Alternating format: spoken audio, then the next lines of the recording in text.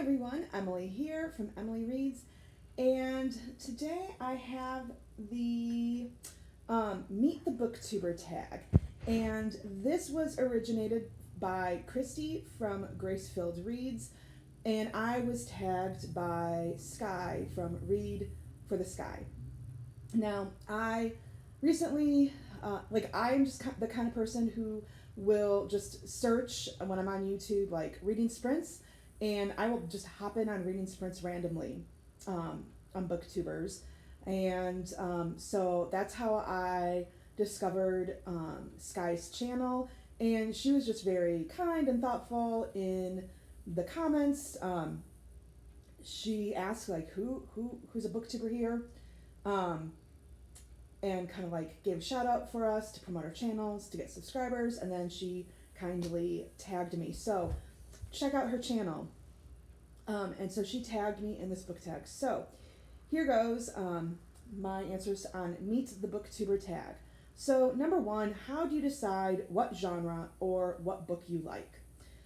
I tend to go through phases. A few years ago, I was in seminary, so I was, and I have not finished that degree for a variety of reasons, but I was in seminary, and at that time, I was just reading fluffy romance novels because I was taking seminary courses in the span, like a semester-long course in the span of like 8 weeks and working full-time, and it was stressful. So I was reading, excuse me, fluffy romances or light cozy mysteries.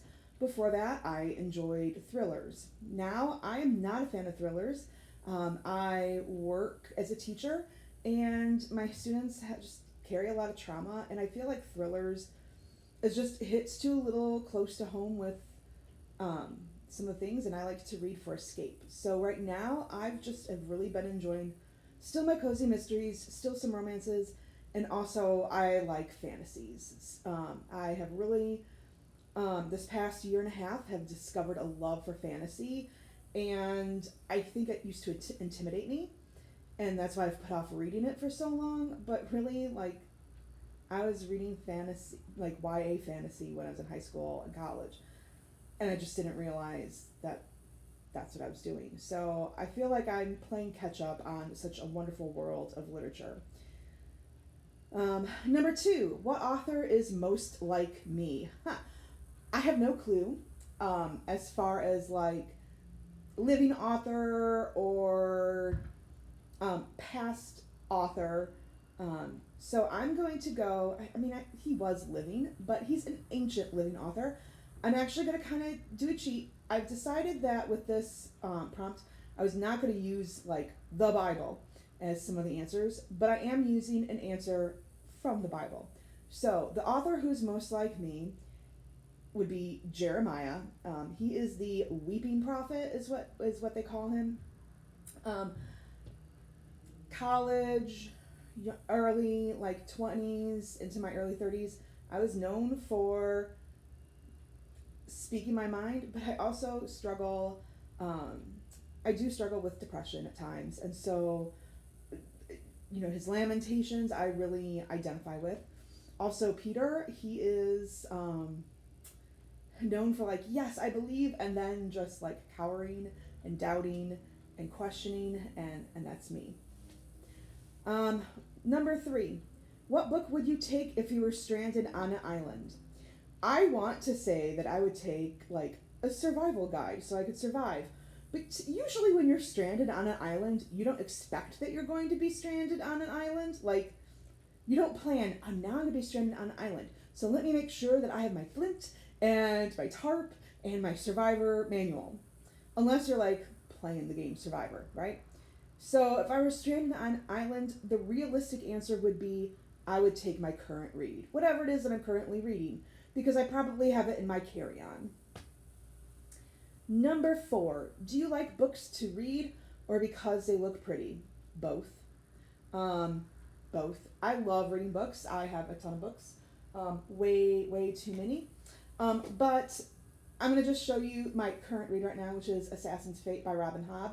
Like, I could have gone for the cheaper mass market paperback with like the cheesy cover with, I don't know who's on this cover for the last one, But like in the earlier ones, it's been like Fitz and the Fool, and they were kind of cheesy looking, and I didn't like them. I wanted the pretty covers from the UK, and I don't understand why publishers in the United States have figured out that like we like the UK covers better typically.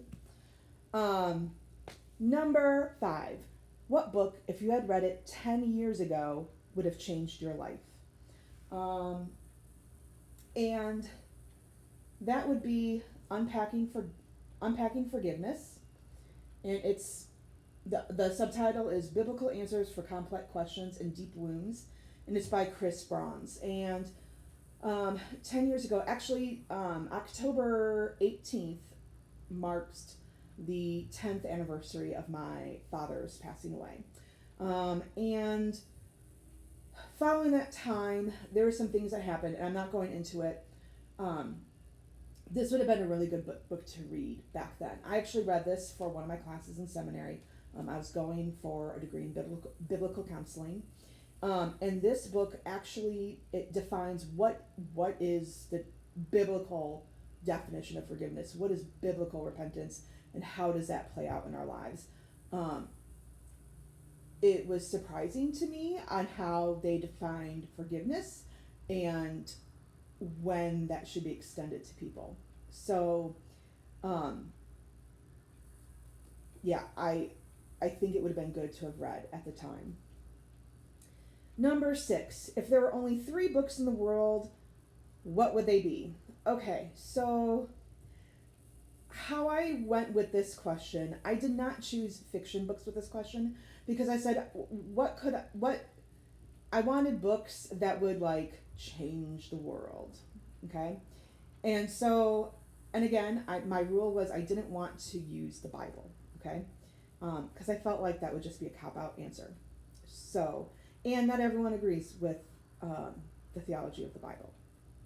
So, I was trying to find books that we could all agree on, okay? So, 3 books to leave the world. Number 1, I would leave, or if there were only 3 books left in the world, I'm sorry. So, number 1 would be The Diary of a Young Girl by Anne Frank. I'm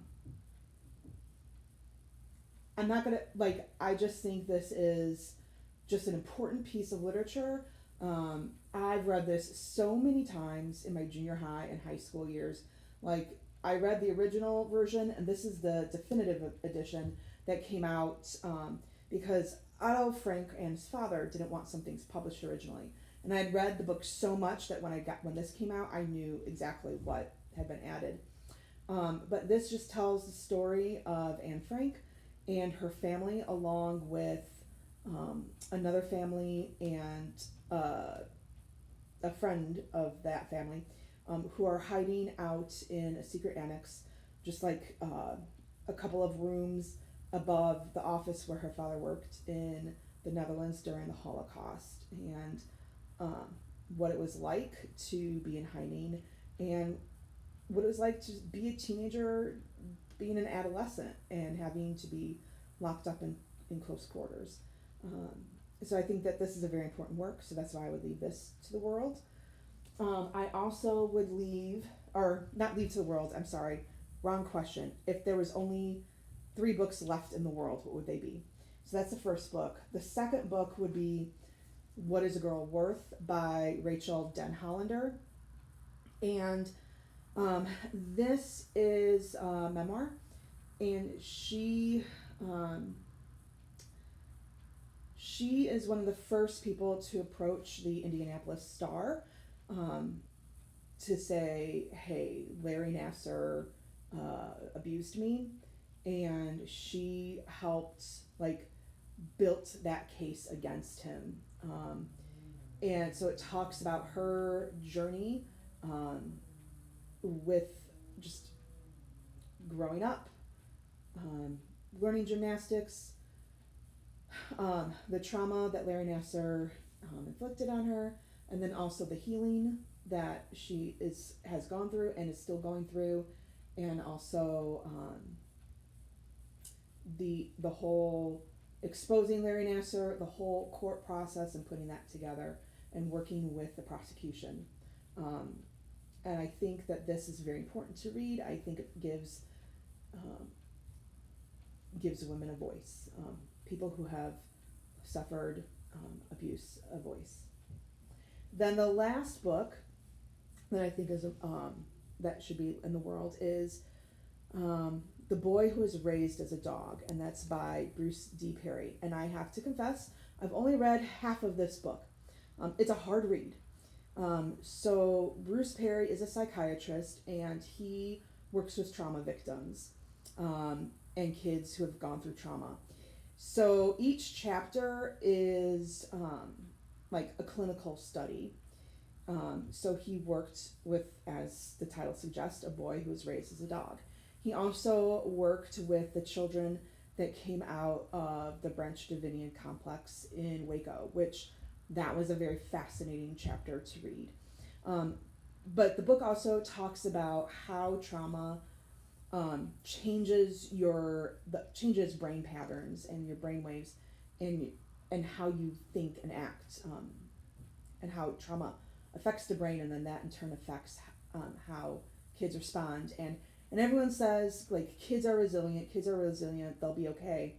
And he's really like, no, actually, like, even children as young as like 1 or 2, even if they don't remember the trauma, it is still changing the patterns in their brain, and it's still changing how they are going to then respond to events that happen to them later in the world, in life. So I think that's an important read. I still need to finish it. I'm only halfway through. Again, it's a hard read. Like, I can only read like a chapter at a time. Number 7, if you could write a book about anything, what would it be? I really struggled with this one. And the only thing that I could really come up with was like a Christian response to a non-Christian. Like, I would just love to have a conversation, like, as a Christian with a non-Christian, be like, how do you feel about us? Like, why do you feel that way? What is it that we can do to bring reconciliation in the world? Because there's just been a lot of damage from people on, like, I think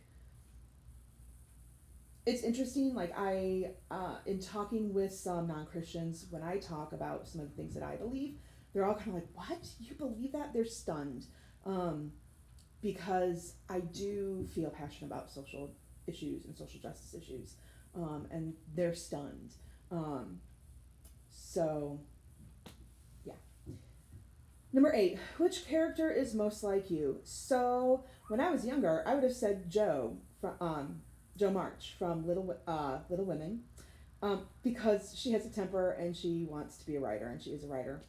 And I would have said Jo, but I'm not going to be a writer. But now, I would say that would be Fitz from, like, and not Fitz in the earlier Farseer trilogy. I'm going to say Fitz from Fitz in the Fool trilogy, because he still makes mistakes. Like, he still hasn't learned. Like, he's human, and I am 45. I still make mistakes. I still haven't learned sometimes. His body is getting old. It's creaking. I'm feeling that. Like, my knees like to give out of me. I've broken 5 bones and arthritis is setting in. So I'm like, these are regular glasses, but sometimes I have to bust out my readers now. So I'm feeling I'm getting old in life. So that's why I feel like I identify with Fitz. Like, we still make mistakes. We still struggle. We're still affected by things that have happened to us in the past. And we're just getting old. So, let's see. How do you plan your booktube content? I don't really, like, I know that towards the end of the month, I'm going to have here's what I'm going to read next month. I know that at the beginning of the month, I'm going to have, here's what I read the previous month. I know that once I start having a pile of books, I'm going to have a book haul video. So, and then, like, if I find a tag on the internet that I like, then I'm like, oh, cool, I'll tag that. I try to do, like, 1 video a week. I don't know how to edit. And honestly, I really just don't have time or energy. I'm a special ed teacher, and I typically am work at like 7 o'clock in the morning, and I don't leave until like 4:30, and sometimes, and like I'm working even on the weekend, and sometimes I'm working like until 7 o'clock at night. So I don't have a lot of time to do like editing, to learn how to edit, and then to edit. So I don't plan my booktube content. However, I did order the Always Fully Booked planner. So first of all, there will be a planner flip through when that comes in, and then we'll start using that to plan a little bit more mindfully videos.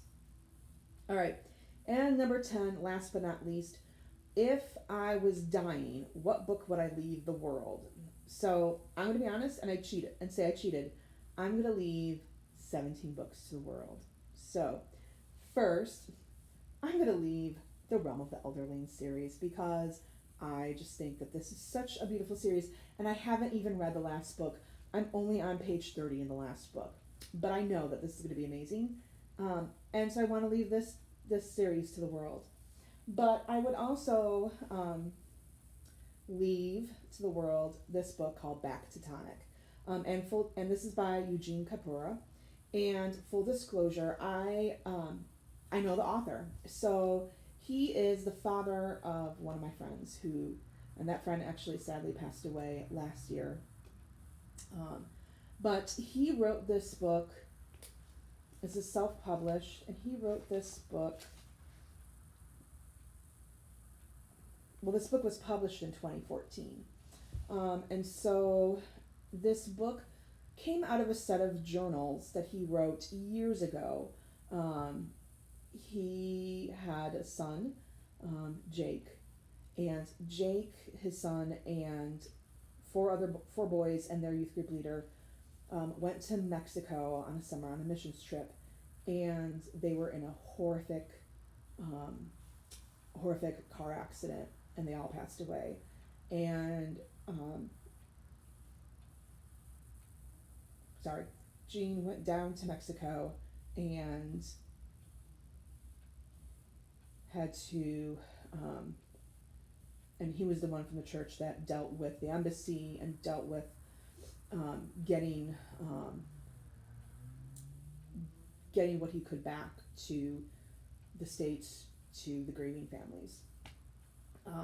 And so he wrote some journals dealing with that process, and also dealing with his grief and wrestling with his faith in God and why this happened. And I'm crying. But the reason why I would leave this is it deals with his grief. And when I read this, at this point in time when I read this, when this came out, my mom had passed away, my dad had passed away, and a woman who's like a second mother to me had passed away, all in the span of 4 years. And when I read this book, I was like, oh man, someone gets it. Someone gets grief, and someone understands what I'm going through. So I would leave this book to the world because I would want people to know that you are not alone in your grief. And you're not alone in questioning why a good God would allow such deep pain and tragedy. So that's that. And I'm crying, I'm sorry. At any rate, I hope you are able to enjoy. Today is a beautiful sunny 80 degrees weather in central Illinois. Hope you're able to enjoy this Saturday. And if you're watching this video, consider yourself tagged.